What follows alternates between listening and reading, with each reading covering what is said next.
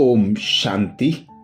बाप दादा कहते कुमार ज्वाला रूप बनकर ज्वाला जगाओ तो जल्दी विनाश हो जाएगा। ऐसी योग की अग्नि तेज करो जो विनाश की ज्वाला तेज हो जाए। ये महावाक्य बाप दादा के 30 नवंबर 1979 के हैं। बाप दादा ने प्रश्न किया, बाप के याद की लगन अग्नि का काम करती है कैसे? बाप के याद की लगन अग्नि का काम करती है कैसे? उत्तर में बाप दादा समझाते, जैसे अग्नि में कोई भी चीज डालो तो नाम रूप गुण सब बदल जाता है। ऐसे जब बाप के याद की लगन की अग्नि में पड़ते हो तो परिवर्तन हो जाते हो। मनुष्य से ब्राह्मण बन जाते हो, फिर ब्राह्मण सो फरिश्ता सो देवता बन जाते हो। तो कैसे परिवर्तन हुए?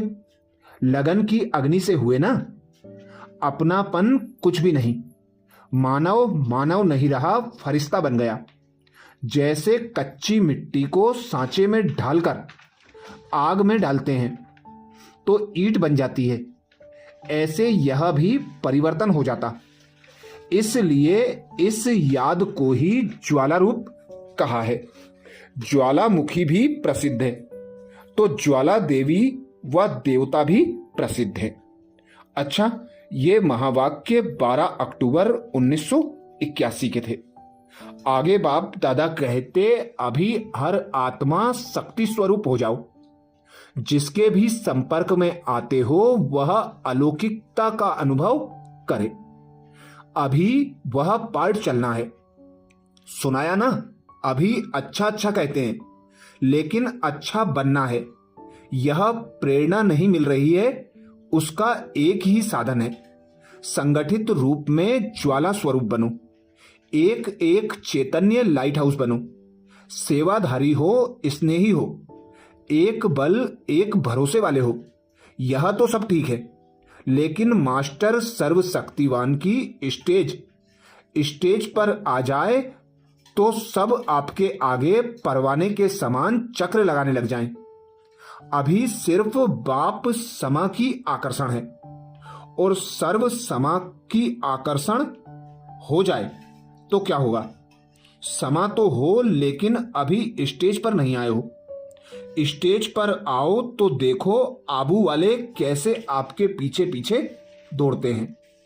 आप लोगों को जाने की आवश्यकता नहीं पड़ेगी, वह स्वयं आकर कहेंगे, जी हुजूर कोई सेवा। ये महावाक्य 28 नवंबर 1981 के थे। आगे बाप दादा कहते, माया आवे लेकिन माया के वश नहीं होना है। माया का काम है आना, और आपका काम है माया को जीतना। उसके प्रभाव में नहीं आना है, अपने प्रभाव से माया को भगाना है, ना कि माया के प्रभाव में आना है। तो समझा कौन सी प्राइज लेनी है? एक भी विघ्न में आया तो प्राइज नहीं मिलेगी। साथी हो ना, सभी को एक दो को साथ देते हुए अपने घर चलना है ना। इसके लिए सदा सेवा केंद्र का वातावरण ऐसा शक्तिशाली हो, जो वातावरण भी सर्व आत्माओं के लिए सदा सहयोगी बन जाए। शक्तिशाली वातावरण कमजोर को भी शक्तिशाली बनाने में सहयोगी होता है। जैसे किला बांधा जाता है ना। किला क्यों बांधते हैं? कि प्रजा भी किले के अंदर सेफ रहे। एक राजा के लिए कोठरी नहीं बनाते, किला बनाते हैं। आप सभी भी स्वयं के लिए, साथियों के लिए, अन्य आत्माओं के लिए ज्वाला का किला बांधो। याद के शक्ति की ज्वाला हो। अभी देखेंगे कौन प्राइज लेते हैं। ये महावाक्य 14 जनवरी 1984 के हैं। आगे बाप दादा कहते, अनेक भक्तों को जो दर्शन के अभिलाषी हैं, ऐसे दर्शन अभिलाषी आत्माओं के सामने आप स्वयं दिव्य दर्शन मूर्त प्रत्यक्ष होंगे। तब ही सर्व आत्माएं दर्शन कर प्रसन्न होंगी, और प्रसन्नता के कारण आप दिव्य दर्शनीय आत्माओं पर प्रसन्नता के पुष्प बरसाएंगी। हर एक आत्मा के द्वारा यही प्रसन्नता के बोल निकलेंगे। जन्म जन्म की जो प्यास थी व आस थी, कि मुक्ति को प्राप्त हो जाएं, वह एक झलक मात्र दर्शन हो जाएं।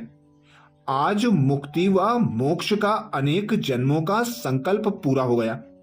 वह दर्शन के बजाय दर्शनीय मूर्त मिल गए।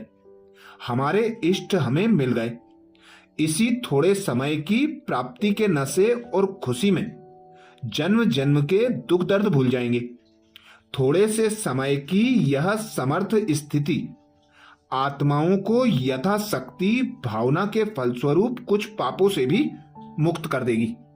इसलिए आत्माएं स्वयं को यथाशक्ति हल्का अनुभव करेंगी। इसलिए ही पाप हरो देवा व पाप नष्ट करने वाली देवी शक्ति जगत मां यह बोल जरूर बोलते हैं। किसी भी देवी व देवता के पास जाते हुए यह भावना व निश्चय रखते हैं कि यह हमारे पाप नाश कर ही लेंगे। और अब अंत में देवताओं के साथ गुप्त लोग भी यही टेम्पटेशन देते हैं कि मैं तुम्हारे पाप नाश कर दूंगा।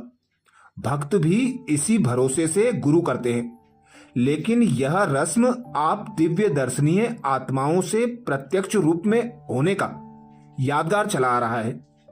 ऐसे जल्दी ही यह दिव्य दृश्य विश्व के सामने आया कि आया। अभी अपने आप को देखो कि हम दिव्य दर्शनीय मूर्त दर्शन योग्य सर्व श्रृंगार संपन्न बने हैं। बाप समान पाप कटेश्वर स्वरूप में स्थित हैं। पाप कटेश्वर व पाप हरणी तब बन सकते जब याद के ज्वाला स्वरूप बनेंगे। ऐसे बने हैं। दर्शन के लिए पर्दा खोलते हैं, पर्दा हटता और दर्शन होता है। ऐसे संपन्न दर्शनीय स्वरूप बने हो जो समय का पर्दा हट जाए और आप दिव्य दर्शनीय मूर्त प्रैक्टिकल प्रत्यक्ष हो जाओ। वह दर्शनीय मूर्त अभी तक संपन्न सहज रहे हो। दर्शन सदा संपन्न स्वरूप का होता है। तो ऐसे तैयार हो वह होना है। वह यही सोचते हो कि समय आएगा जब तैयार होंगे। जो समय पर तैयार होंगे वह अपनी ही तैयारी में होंगे। वह दर्शनीय मूर्त बनेंगे। वह स्वप्रति रहेंगे न कि विश्व प्रति। वह स्व कल्याणकारी होंगे और वह विश्व कल्याणकारी। अंत का टाइटल विश्व कल्याणकारी है ना, कि सिर्फ स्व कल्याणकारी है? स्व कल्याणकारी सो विश्व कल्याणकारी। डबल कार्य करने वाले ही डबल ताजधारी बनेंगे। सिर्फ स्व कल्याणकारी डबल ताजधारी नहीं बन सकते। राज्य में आ सकते हैं लेकिन राज्य अधिकारी नहीं बन सकते। तो समय प्रमाण अभी पुरुषार्थ की गति तीव्र है। अभी याद की शक्ति और तीव्र गति से बढ़ाओ। अभी साधारण स्वरूप में है। इसलिए कभी भी परिस्थितियों के वश धोखा मिल जाएगा। शक्तिशाली याद की भट्टी में रहेंगे तो सेफ रहेंगे। सेवा के झंझट से भी परे हो जाओ। जब सेवा में क्या क्यों तू में तेरा मेरा आ जाता है तो सेवा भी झंझट हो जाती है। तो इस झंझट से भी परे हो जाओ। सेवा के पीछे स्वमान न भूलो। जिस सेवा में शक्तिशाली याद नहीं तो उस सेवा में सफलता कम और स्वयं को व औरों को भी परेशानी ज्यादा है। नाम की सेवा नहीं लेकिन काम की सेवा करो। इसको कहा जाता है शक्ति संपन्न सेवा। तो ऐसे नाजुक समय आने हैं जिसमें याद की शक्ति ही सेफ्टी का साधन है ना। ऐसे याद की शक्ति आपके चारों ओर सर्व शस्त्रधारी सेफ्टी के साधन है।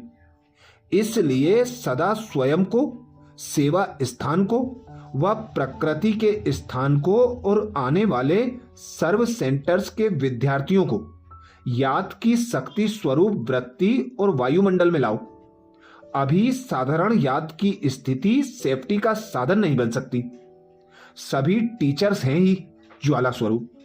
इस ज्वाला स्वरूप के द्वारा अनेक आत्माओं की निर्बलता को दूर करने वाली टीचर्स अर्थात शिव शक्ति कंबाइंड रहने वाली। शिव के बिना शक्ति नहीं, शक्ति के बिना शिव नहीं। हर सेकेंड हर श्वास बाप और आप कंबाइंड। तो ऐसे शिव शक्ति स्वरूप निमित्त आत्माएं हो ना, कोई भी समय साधारण याद ना हो, क्योंकि स्टेज पर है ना, तो स्टेज पर हर समय कैसे बैठते हैं, कैसे कार्य करते हैं, अलर्ट होकर करेंगे ना, साधारण एक्टिविटी नहीं करेंगे, सदा अलर्ट होकर हर काम करेंगे।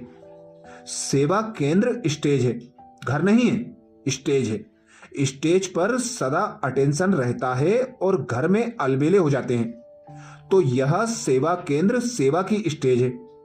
इसलिए सदा ज्वाला स्वरूप, शक्ति स्वरूप। स्नेही भी हैं, लेकिन स्नेह अकेला नहीं, स्नेह के साथ शक्ति रूप भी हो। अगर अकेला स्नेही रूप है, शक्ति रूप नहीं है, तो कभी भी धोखा मिल सकता है। इसलिए स्नेही और शक्ति रूप दोनों कंबाइंड, दोनों का बैलेंस, इसको कहा जाता है नंबर 1 योग्य टीचर। अच्छा, ये महावाक्य 21 नवंबर 1984 के थे। तो ऐसे ही ज्वालामुखी योग पर बाप दादा के विशेष छटे हुए महावाक्यों का मनन करने के लिए बाबा के चैनल को सब्सक्राइब करें और अनेक वीडियो मनन करने के लिए प्लेलिस्ट में जाकर कर सकते हैं। अच्छा, ओम शांति।